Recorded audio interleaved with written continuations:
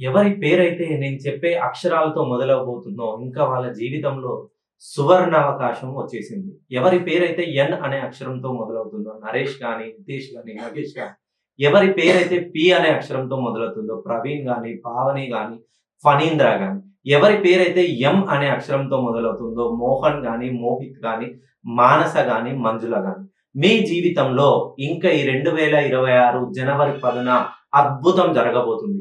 మీ life లోకి అనూహ్యంగా లక్ష్మీదేవి అక్షయ పాత్ర తీసుకొని మీ ఇంటికి రాబోతుంది.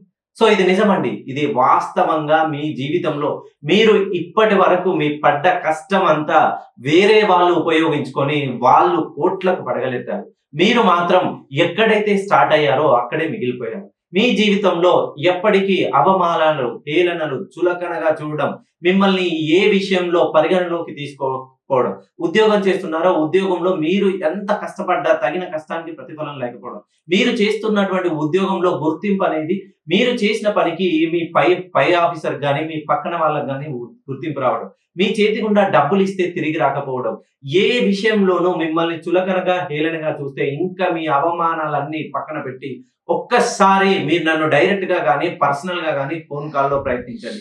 మీ దారిని పూల దారి చేసేలా నేనిచ్చే కరెక్షన్‌లో మీ జీవితంలో అక్షయ పాత్ర లభించబోతుంది.